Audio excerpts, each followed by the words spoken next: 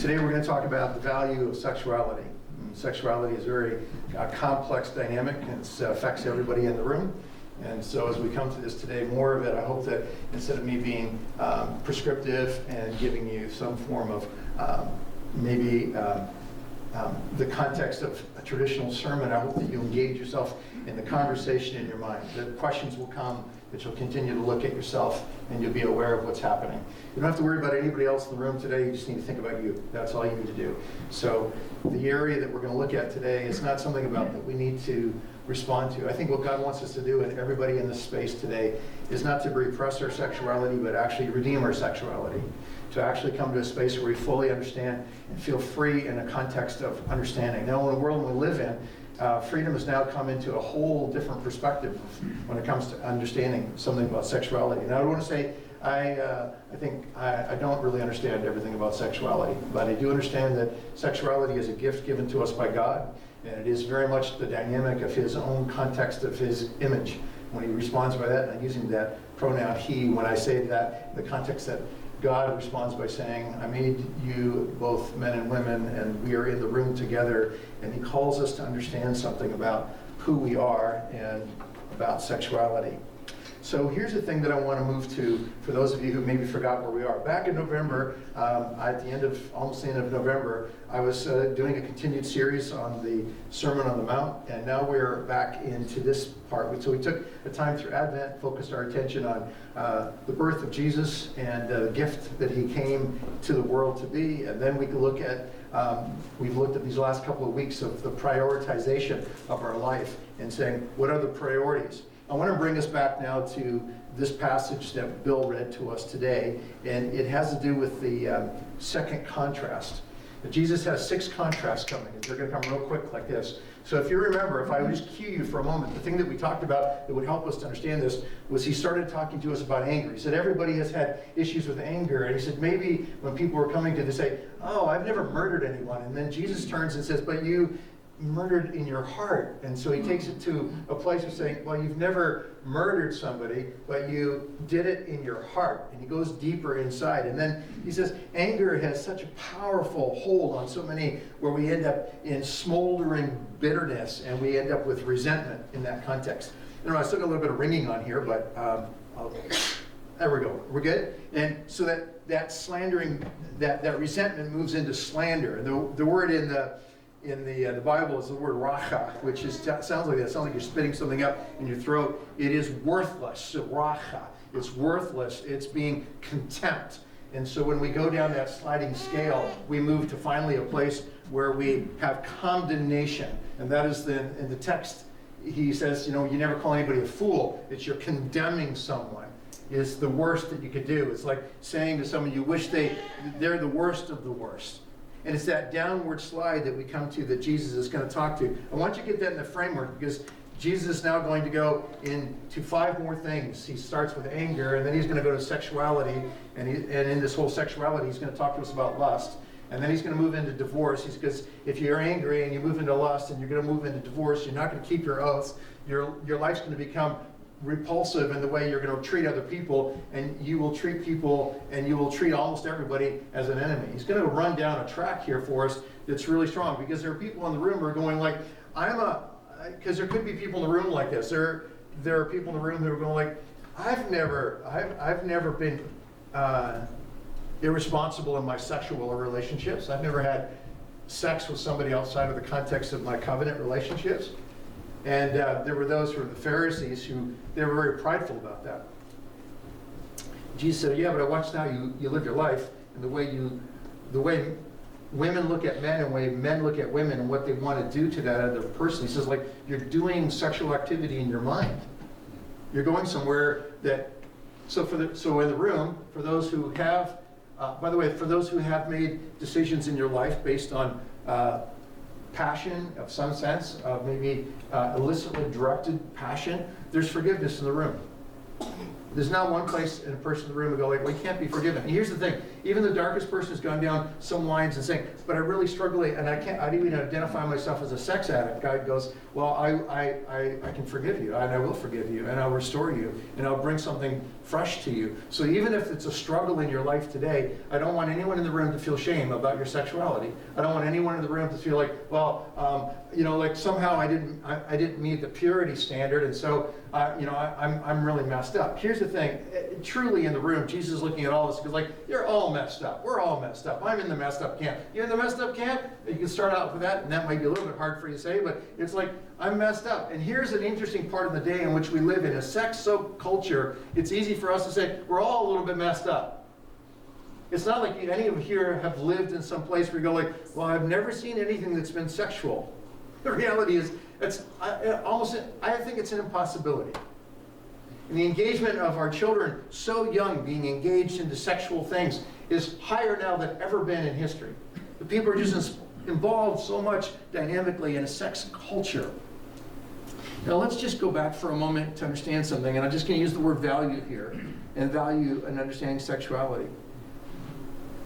I want to say to you again, there's a possibility of healthy sexuality, of wholeness, and for those of us who need that, healing. And to understand that there is a value in who we are. Now, value means to attach importance. It means that Jesus says to everyone in the room has value and has worth. And I say it again, is that we are to redeem this, to restore it, to restore and understanding something about our sexuality. Even if it's been somewhat destroyed or distorted or repressed, that we move into some better space. But Jesus says these words. He says words like this, which by the way is the authority statement that many people are gripping onto Jesus. When he says, you've heard it said, but this is what I say. Now when he's saying that, he's actually declaring himself by saying, I'm now writing scripture for you. He's actually saying, I am God. I am the authority speaking. Now, what authorities would he maybe have been referring to? For those who Hebrews in the group, they were understanding, he would have been going, they would be like, oh yeah, we know the 10 Commandments. You know that there are commandments. Everyone knows that there's commandments. You know there was 10 of them. There was a movie made about it. You understand that? So in these 10 Commandments, the 7th commandment is do not commit adultery. That's the commandment.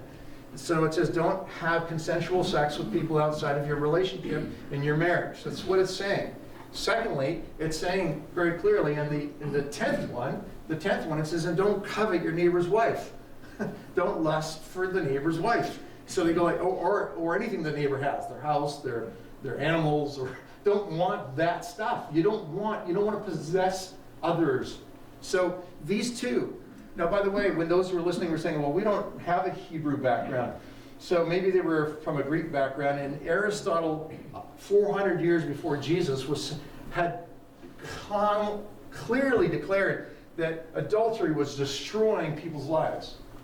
So they would have had it in their knowledge, in their head. They were like, this isn't like new news. You have heard this to be said. And then he takes it and says, I want to speak to you not just about adultery, I want to speak to you about adultery of the heart. Now, this is in the premise of this too. So if everybody gets in the room on this, is that it's the inside first and then the outside. That's the Jesus model. Let's go to the inside and then let's deal with the outside. The battle for everyone in the room is the battle of the heart. It's the deepest part inside us. It's the most inward. I don't know what you want to call that part. It's the most sacred part of you. It's that space inside that I can only describe as saying it's the heart. It is where that dynamic of our life of spirit exists. It's like that inner core. So if you look inside yourself for a moment, either it is glowing and feeling warm, or it feels hidden and dark and drying up in a shame. Something's happening to the heart. So we know this because the Bible continually talks about this in the Old Testament. It says like men's and women's hearts grow like whole stones and they become inside, and God asks God to take out the cold stone and put in a beating heart. And what God wants to say is, I want to restore your heart. I want to have you feel again inside. Now here's the progression, and I could take more time, but I won't today to do this. It begins with the heart. It moves to your mind. It moves out of your body and into your relationships. Now, how most people try to do life is they try to do it the other way around. Okay, I want everything to be okay in my relationships. Well, I'm not okay. Things happen, but it's a relationship. Then I'll do whatever I want with my body. Well, maybe I should try to figure out what I'm doing with my body. Well, how's going things with my mind? Well, I'll start working on my mind, and they never get to the heart. And Jesus goes right into the heart. He goes, this is where I want to take you. Now, this would be all right for me to talk to you about this, except that every day I spend time and make reference to God's Word, and right now I'm studying personally through Luke. And so I'll give you Luke 6, 41 and 42 today. Why do you look at a speck of sawdust in your brother's eye and pay no attention to the plank in your own eye? How can you say to your brother, let me take that little speck out of your eye, when you yourself fail to take the plank out of your own eye? You hypocrite. First take the plank out of your own eye, and you will see clearly and remove the speck from your brother's eye. So for me, it's like I got to come and go like, okay, it's not like, oh, I'm here, I'm the church doctor, and I'm coming here to take specks out of your eye. First, God says, like, hey, before you talk about any of this stuff, why don't we just work on the planks in your own eye? And by the way, has anyone ever had some sawdust in your eye? Anyone in there? Is it irritating or what?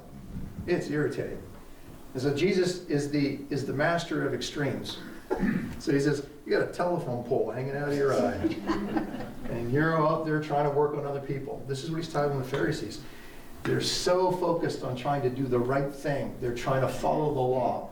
And by the way, if you don't think in our world and our culture that we have become driven to become law keepers, if I do the right things, then I'll be the right person. And Jesus keeps saying, like, you're trying to do the right things, but your heart is messed up. And so he wants to give us great hope here today. I'm going to give you a couple of pictures. We'll go through them pretty quickly here. But here's a beautiful picture. If you've been walking out in nature recently, you see some beautiful streams. Here, you know what would be nice is if everyone in the room just had that feeling of like, this is a beautiful, clean stream that's just running through my life. It's beautiful. But sometimes our lives can feel more like this next picture. And the next picture is kind of like muddy. Anyone ever feel like there's kind of muddy inside? It's like, okay, hey, if I had a choice to jump in and swim in one river or the other one, I would probably go and say, I'd like to go and stand underneath the shower, but this is oftentimes two rivers converging. And sometimes in our life, this is what it feels like, that muddy river inside. Now, third picture, and we'll leave this one up for a bit, is that when we deal with sexuality, it feels like emotion, like a wave. Like there's energy in this dynamic that God created us with. So here's what I want to say to you. If everyone took this passage, and by the way, and they were literalists, like some people had been literalists, there have been people who are literalists in the past, like example being that, there's some great artists, or at least one artist who decided that, at least the story is that he didn't listen to a friend of his, and because he was not listening to his friend and not listening to God, he cut his ear off. And he gave it to somebody, which is pretty bizarre, to cut your ear off. And like to think like, well, there's a better way to say to somebody like, learn to listen than cut your ear off, right? But Van Gogh seemed to be really struck in this. By the way, you know that he was he had a lot of complexities in his life, and he was an evangelist early in his life to try to fit into his family role, and he never seemed to make that really work out well. And through his own mental health and issues that he was dealing with, he began to understand something about painting, and he painted furiously at the end of his life, and he died he died a violent death, by the way. But it's strange. By the way, if you were reading these passages and you were going, we're literalists, and by the way, I'm just going to jump in there, then I would say there should be a lot more people here with one eye and no hand. So I don't think you are. So what is Jesus here saying?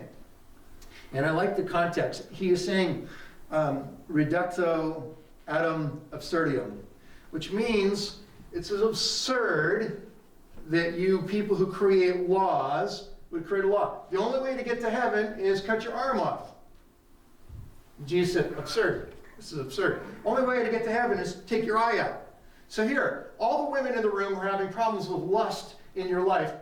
Take your eyes out and you'll never be able to see anybody. And then Jesus says, here's the weirdest part. You'll still create crazy stuff in your head. You don't have to see anything. You create.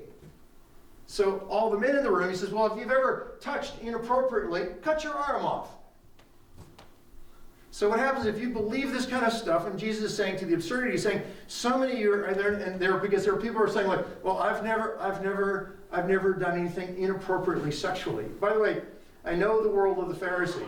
I know it in my own life. You go like, oh, I've never, but no one ever asks them, but have you ever looked at somebody in an inappropriate way? Well, let's not talk about that.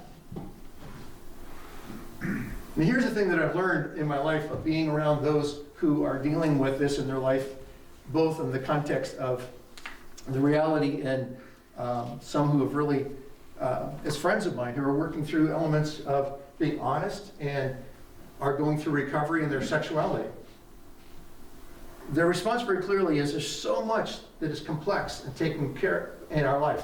A lot of things happen to people as children. A lot of things happen in their lives when they were growing up. A lot of times the formation of who they are in their teen years. A lot of times the rejections or the acceptance or the sense of just this feeling that they have to exude themselves. And by the way, if you think that, you say, well, in the room today, there are a few older people. If you don't think older people are still dealing with this stuff, then I'm lost with you. Every human being does this. Some things in our life can move into different spaces, and Jesus is calling us out for that. Now, I just want to say this to you, is that this area of the people were saying clearly, and Jesus is saying, and I'm reading now from a little bit of a book called A Divine Conspiracy. There are 10 pages in here that Dallas Willard writes about this whole area, which is worth the price of the book.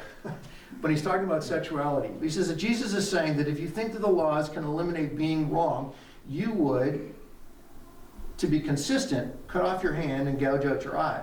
So you could possibly, no way that you would be able to say, then, well, I'm blind, so how could I lust? Or the logic would be is that I take off my hand, so how could I touch somebody inappropriately or myself? And the righteousness of the scribes and the Pharisees would say, yeah, that's a little bit absurd. And Jesus says, yes, you create these crazy laws, and they're absurd. They're not true laws that we need to understand.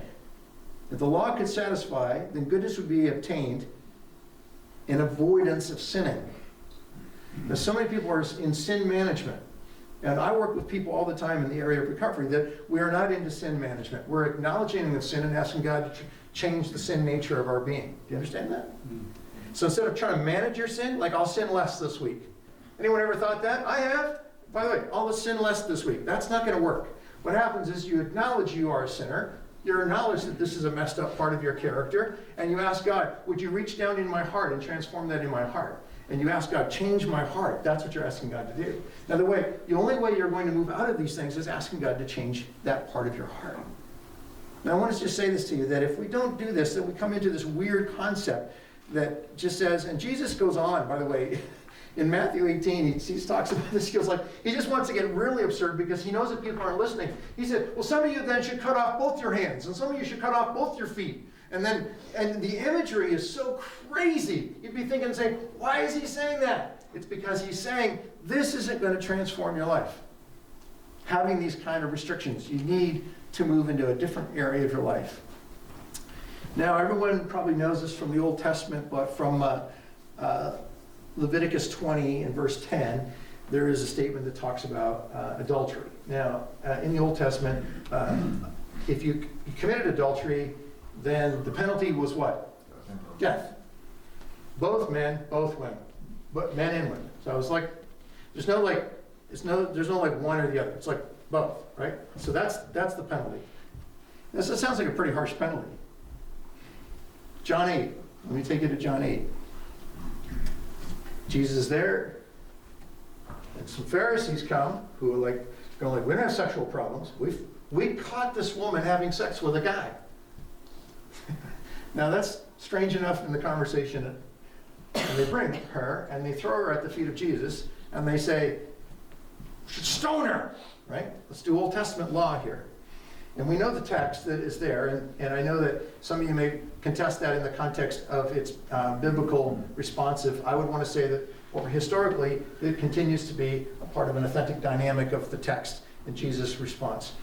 So Jesus then, you know the famous story that Jesus says, well, anybody here that doesn't have any issue of sin in your life, go ahead and throw a stone. Remember? So anybody here has never sinned? Anybody here feels like you're totally righteous? Anybody here who is just pure, go ahead and throw a stone. And we see from those who are the oldest and the youngest, they bow their heads and they start moving out. Like the oldest guys are pretty out first, right? They're like, okay, well, I'm messed up. So they move out. Then they have all the way down until there's nobody left. And then Jesus is there beside him with the woman, and he looks up to her, and she is there. And I don't know what her position is, but I'm sure she's embarrassed and she's crying. And it's a sad moment for her. And it's kind of the other dynamic, as you imagine, Jesus is like, where's the guy? You know, you're the one here. We're shaming women now. Is that what we're doing? And he looks and he says to her, neither do I what? Condemn you. This is the anger issue that comes down. He said, I do not condemn you. It's the worst that anyone could ever do. Condemn another individual. Now, in the text that I've been studying in my life that is harder for us to understand is that Jesus is calling us, why are you so full of judgment? Stop being judgers of other people. Stop being condemners of other people. Be forgivers of people. And Jesus demonstrates in John that he is the forgiver. And he says, now go leave your life of sin. That's what he says. And some people might think of it as, go leave and don't commit adultery again. What he's really saying is not just that. He's saying there's a whole entanglement in your life. It's in your heart. And I've touched your heart by this experience right now. And so now move out in your life and stop behaving in this way that you just will work on the urges of your life. By the way, this is the important part that Jesus comes to say to us in John 3:17. I came not to condemn, but I came to save. That's what Jesus says. So he doesn't come to condemn, he comes to save us. Now, I want to go back to lust for a few minutes. We only have a few more minutes left, and some of you are going like, good, get over the sex message early. So, lust is really an unrestrained desire. And people can have lust for sex, or lust for money, or lust for power, or lust for food. They can have that. It's that passion that propels that sense. But here's the passion that we need to understand. Passion propels us to achieve benevolent goals, but lust does not. So passion is a good thing, but lust is not that good thing. So we come to this today, and that we need to understand something. There is the dark side of our imagination. So we can have imagination, and we can do very positive things in the context of our imagination that God gives to us. But there can be a dark, twisted side when the imagination begins to create things that seriously do not exist. So the imagination, we have choices. Constructive, honorable, bright, positive. It is a good thing. But the imagination can move to the destructive side, dishonorable, dark, negative, and life-wrecking. So Jesus now comes and speaks about human sexuality. Now this is kind of subjects that would have been really closed, but he comes right open and says, right after anger, I want now to talk about sex. And he talks about this, and as people are listening to this, he comes to them and he says, what you have even talked about in private, I now wish you would open in public. You've heard, do not commit adultery. And those who were listening, as I've already said to you, felt very righteous in and of themselves. Because they may have said, well, I've never really, I haven't slept in anybody else's bed. I haven't taken anybody else's wife. I haven't taken anybody else's husband. Why are you talking about this? And Jesus says, because what's going on inside you. And then he says, what you have done with your daughters, and what you've done with your wives, and what you've done with your neighbors, and what you've done with other men, what you've done, these things are in your head, and this is not a part of my kingdom. And this is a problem that you need to understand. And he's not saying to us, I don't want you to be sexual. This is one of the biggest first parts of people in sexual addiction will work with. They say, I wish my sexuality was gone. And I go, no, you don't wish your sexuality was gone. You wish it would be fully revived in your life. So you would fully feel your sexuality, not fully repress your sexuality. But one of the things we do is to control things we repress. Jesus, I don't want you to repress this. So this sense of our lives is that he's really speaking, your regular commissioning of your imagination to create sexually explicit fantasies, it's not right. It's the wrong thing. You don't need to be doing that. And remember, Jesus is looking at the heart, and he's looking at purity of the mind. It's also talking to us about sexuality and purity to the core. And as we know, that people probably listening at that talk of Jesus had their heads probably dropping. Jesus is no longer saying, oh, I'm going to be here and talk to you about the righteousness of your life and your conduct. He's saying, I'm God, and I'm going to move into the inner parts of your being, and I will look to the conditions, the intentions, and the motives of your heart.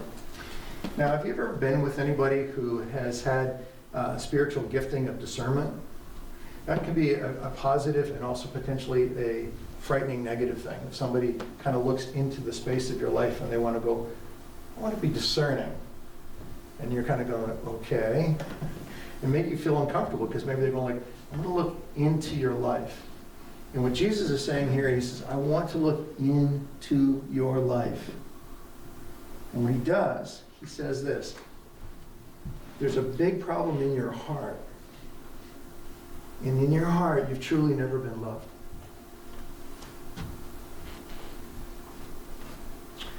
And if you would just allow me, Jesus, let's come space into that place. I want to demonstrate love into the inner part. If you struggle in any element of sexuality, you need to go into the heart and say, Jesus, love my heart. The more love of what God does inside here changes our behavior toward others, because he's going to help us to understand that. Now, the power of sexuality is great. First chapters of Genesis, we have a brief but magnificent comment about the meaning of human sexuality. I made mention to it earlier that human beings are the apex of God's creation, and in simple and noble language, it's stated for us that this is the words that bring together God and sexuality.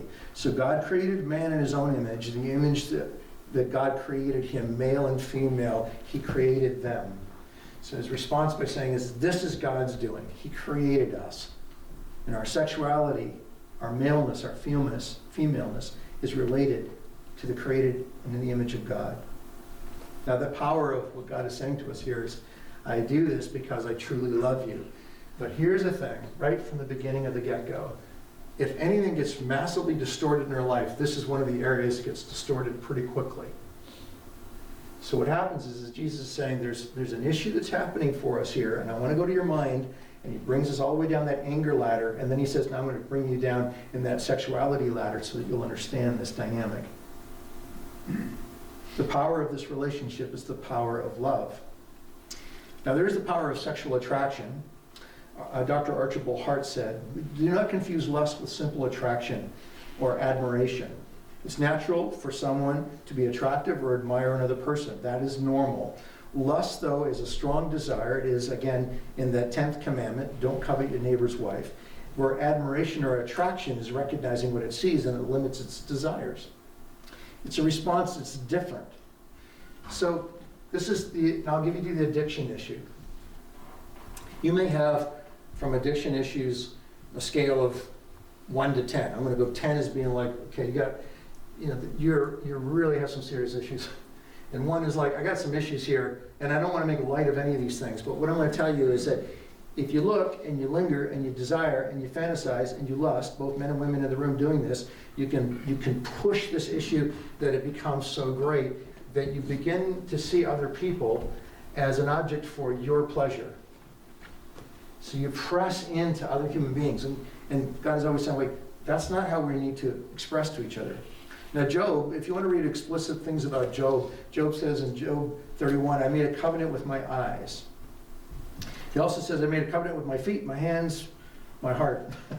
Job is all in, right? But by the way, he says, if he didn't do this, and he speaks very openly about how if he met a beautiful young woman and she was a virgin and he had this feelings about her, how would he feel? He's very explicit in his conversation as an older man. He talks very openly about what he'd feel about if other men found that his wife was so attractive that they would take her away from him. He's very engaged in his understanding of sexuality, but in his response, he says, I make a covenant. A covenant is making a decision, and this is where we can move into to say, I make a covenant, I make a decision. And this is, again, is important for us because as Jesus is saying here, and I want to be really clear, he's saying the commitment of sexual sin is just not about nakedness in a room. It is about fully clothed at the place where you work, school. It's about in environments where we meet other people. And in Proverbs 6:25, it says, do not lust in your heart after her beauty. And it could be said, don't lust in your heart after his beauty. Don't lust after another human being. Richard Foster said this about living in a sexually soaked culture. The temptations are great in our sexually soaked culture. The distortions of our sexuality into lust can be tangled and twisted. Only by the grace of God and by the loving support of a Christian community can lust-inflamed sexuality be made right. And here's the weirdest thing. You can't get kind of sexually right on your own. Here's the weirdest part. Since we don't talk about it, how can you ever get well? And unless you have a group of people you can actually talk about some of these things, how are you ever going to get well? And if there should be any group that's forgiving, it should be people who are faith people. Am I right on that? But the weirdest part is if any of you growing up in church world, faith people can be pretty weird about stuff. And so what the reality is that here's the reality. People have affairs. People get divorced. People go through sexual issues in their life. And if anyone should be sympathetic or understanding or caring and forgiving, it should be other people who are going like, maybe the element is the hardness of your heart and God wants to bring greater love to you. But what happens oftentimes is being condemned and shunned. You can even have that happen in your family. Am I right? And people can feel like, we don't want to talk to you, we don't understand you, we feel like and they treat other people like if there's something wrong with them. You see, true sexuality leads to humanness, but lust leads to depersonalization. Lust captivates rather than emancipates, devours rather than nourishes. I'll give you a few things. The ideal is that both men and women are created in the image of God, and they're image bearers. Their character, their personality, their identity, their wholeness, their intellectual, emotional, spiritual, relational, physical, dynamic, their sexual life is all that they can live in wholeness and living in a relationship with other people. Wouldn't it be nice if that's all would happen? I think that's the one part I go like, heaven's got to be like that. Right? It's just like, boom, everyone's whole, all this other junk that we have to deal with in life, that's gone. That's ideal. The real life is that we are blitzed constantly with sexual media images of seduction.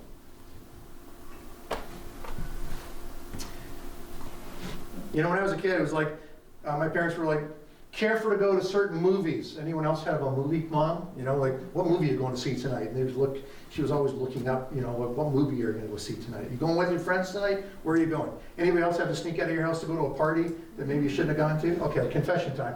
No confession. I can see no hands going up, so we're no confession today. But this element of saying, I'm going to go and live out this I'm going to experiment in my life. It's interesting in this dynamic of our life. We live in this real world. Does anybody have a phone in the room? You don't have to be secret about anything. Your life is there.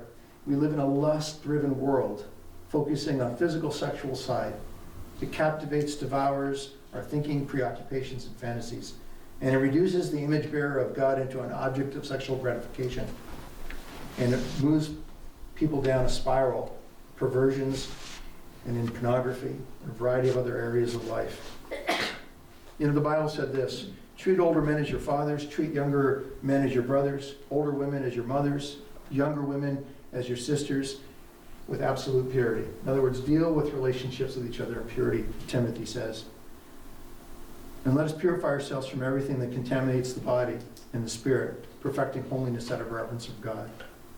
I'm going to conclude with something here that hopefully will be somewhat helpful as we bring this here. So I don't know how fully the power of lust can be broken in your heart, other than the fact that God can actually transform your heart and bring more love to the inner part of your heart. The more love of God you have, the less twisted it's going to happen. And all I can say to you is that when we're working with one another, particularly in this area of sexual addictions, the more we move into the sense of showing people acceptance and love and the care of God, the greater the factor that they can change their life to be redeemed, to become the people they want. So if you're struggling in an area, ask God to be more loving and transformational of your heart. Here's the thing. The breaking power of lust can be found in identification. What I mean by that is call it what it is. David calls it what it is. I know this is sin, God. I know my sin. I know you don't want sacrifice. You want truth in my inner parts. Create in me a pure heart and a steadfast spirit. That's what he says in Psalm 51. Now, by the way, the relationship that David has with Bathsheba is a relationship that's out of the relationship, and he commissions for her husband to get killed. And then people would say to me, it's interesting that out of all of David's wives, how does David then have the line of Jesus? The Jesus line comes out of the Bathsheba relationship. And if you don't get this, is that God is constantly saying, like, I understand the sexuality thing is very complex and people do completely, really strange things, but I still can redeem every human being on the planet. Do you understand that? And when he responds to us, it may be harder for us to understand that, but he responds to us by saying, don't get caught up in all of that dynamic. Get caught up in what I want to do in and through your life and transform your life. So David just tells us, identify it, call it what it is. So if you've got an issue in your life, just call it what it is. If you've got a sin issue in that area, just call it what it is. Don't try to cover that up. Secondly, confess it. 1 John 1:9. If you confess your sins, he's faithful and just to what? Forgive you your sin. And purify you. That's an interesting part. From all unrighteousness. So call it out, and then when we call it out, we say it. We say, God, I confess it, God. And God says, okay. So he's waiting for us just to say these things. Now, we say this in recovery ministries. We say this. You need to confess to God. You need to be honest to yourself and find one human being on the planet that you can trust. Do not tell everybody your problems.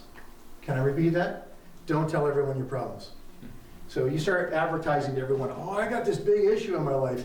You'll probably have people do this, right? They start, because they don't know what to do with it. So what you do, though, is you tell God, he knows you, and you tell another human being who you trust, and that person will show you a massive amount of love, and they won't be shocked. And thirdly, you let yourself know, or you tell yourself, I'm honest with myself. By the way, the hardest dynamic in forgiveness dynamic is guess who? Is ourselves. Yeah, and then there's a discipline. Last week I talked about this is the surrendering part of it. So we call it out, we say it, we surrender it. Notice the discipline seems pleasant at the time, but it's painful. But later on it produces a harvest of righteousness and peace by those who've been trained by it. So we start disciplining ourselves in our spiritual, oh, I'm thinking those thoughts again. God, help me in my thinking department.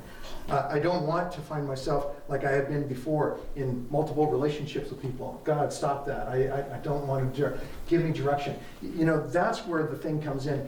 This is kind of like when I was a kid, it was like, you know, I had this idea, like Joseph had an issue with Potiphar's wife. Remember, Potiphar's wife won. She had a lusting factor for Joseph, and then Joseph ran, right? So, you know, in one life, in my early life, I would feel like, oh, the only option you ever have as a young guy is run.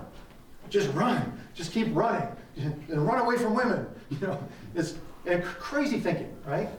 Because Joseph took an action in his life, but it was an element of the discipline of his life. Train yourself to be godly. Godliness has value in all things. Over physical training, it says in Timothy. And think about these things. Things are true, are noble, right, pure, lovely, admirable, excellent, and praiseworthy. Philippians 4:8. In other words, surrender it and think about these things. The last one is to be accountable. Who? To each other. Here's a weird thing. In Hebrews 10, we read these words 5 times. Let us draw near to God. Let us hold unswervingly to a hope. Let us spur one another to good things. Let us not get off meeting together. Let us encourage one another. If anything in our life is like, here's the thing, let's just say this. Being a sexual person, which we all are, it's not an easy track, right? Relationships aren't easy. So what we do is we encourage each other to move on to the right things and receive what God is. And what God is wanting to say was this, I value you completely in this area. Someone said this is a good prayer you can ask God. God, starve the lust and feed the love. God, help me. Starve the lust, feed the love. By the way, starve the lust is just that you don't engage constantly into lustful behavior. And you say, I need more of the love of God. I say these in conclusion words to you today. Lust will kill you. If you run with lust in your life without checks, it will destroy you. Purity is the power of love. Love, and we need to understand, lust is the perversion of love. Pure love is pure power.